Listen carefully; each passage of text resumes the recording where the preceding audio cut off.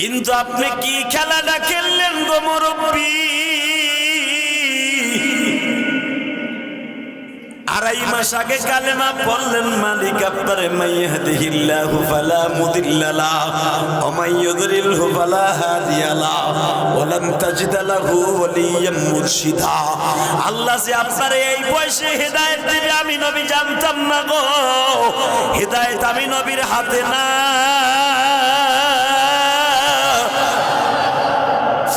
আপনি যে কালেমা পড়লেন এই বয়সে, আমি দেখতেছি আপনার জানাজায় এত পরিমাণ সাহাবী, এত পরিমাণ ফেরেশতা আসছে, আমি নবী কল্পনারও বাইরে।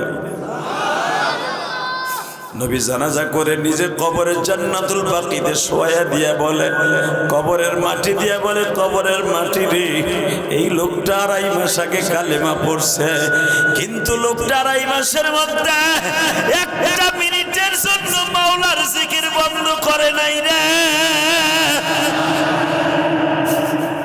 সুযোগ পাইলে আমি নবীর দুরূদ বন্ধ করে নাই।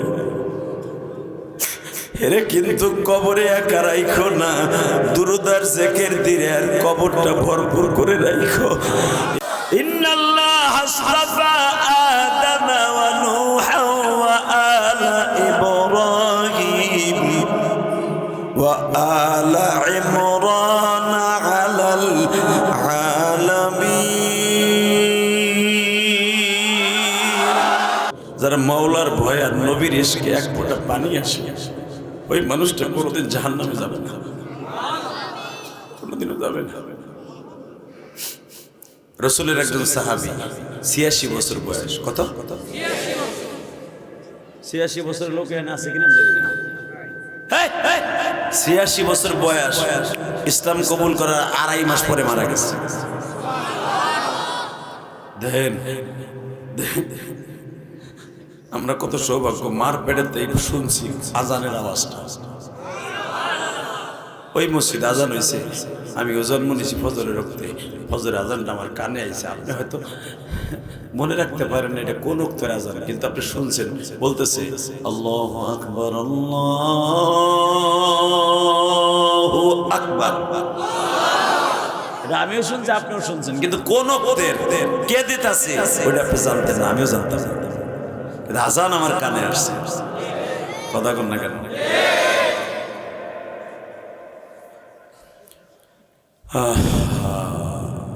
৮৬ বছর বয়স, কালেমা পড়লেন নবীর হাতে।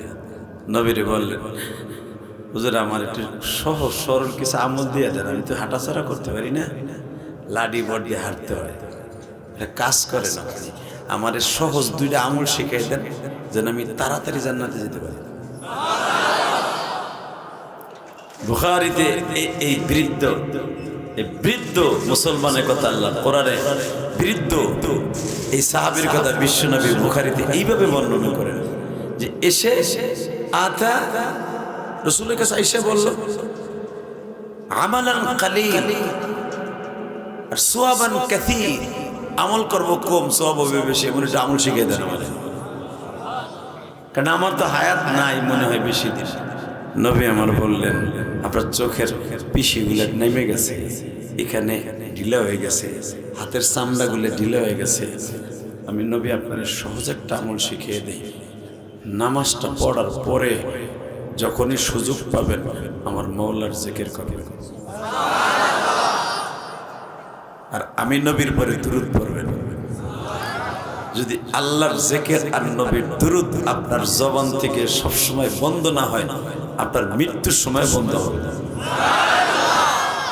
এই সাহাবী যেদিন মারা যাবে, আমার দিকে তাকান, বুখারীতে আসছে, আনাস ইবনে মালিক বলেন, আমার নবী এত পরিমাণ কাঁদছে, হুজুরের ছেলে ইব্রাহিম মরার পর এত কাঁদতে। কেন কাঁদছে শোনেন।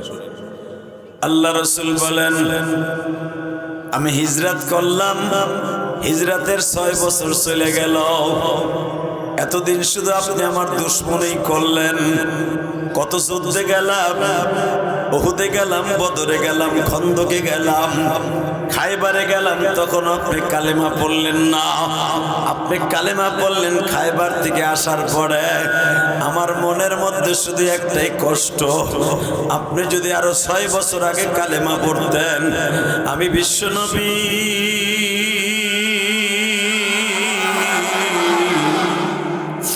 আমি আপনারে পরাণ ভরে কিছু আমল দিতে পারতাম। কিন্তু আপনি কি খেলাটা খেললেন গো মুরব্বী? 2.5 মাস আগে কালেমা পড়লেন, মালিক আপনারে মাইয়াহদিহিল্লাহু ফালা মুদিল্লা লাহু ওয়া মাইয়ুদলিলহু ফালা হাদিয়া লাহু ওয়া লান তাজিদা লাহু ওয়ালিয়্যাম মুরশিদা। আল্লাহ যে আপনারে এই বয়সে হেদায়েত দিবে আমি নবী জানতাম না গো। হেদায়েত আমি নবীর হাতে না।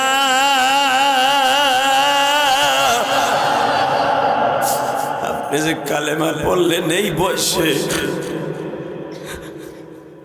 আমি দেখতেছি আপনার জানাজায় এত পরিমাণ সাহাবী, এত পরিমাণ ফেরেশতা আসছে, আমি নবী কল্পনারও বাইরে।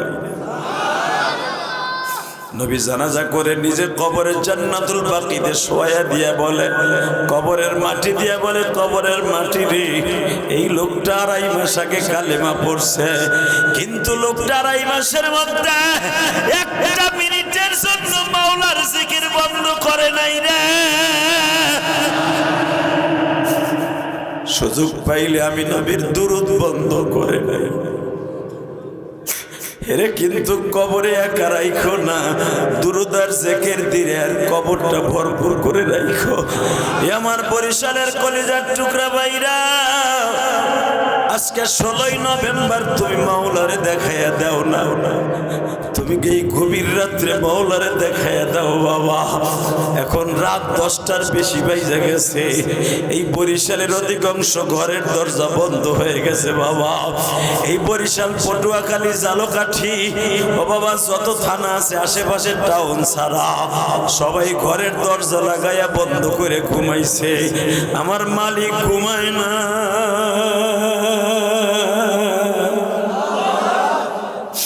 লা তাখুযুহু সিনাতুন ওয়ালা নাওম। আমার মালিক কিন্তু ঘরের দরজা বন্ধ করে না, একটা সেকেন্ডের জন্য আমার মালিক ঘুমায় না গো বাবা। দেখেন তো এই রাত, গভীর রাত্রে আমার মাওলারে ডাক দিয়ে একটু আসান করতে পারেন কিনা।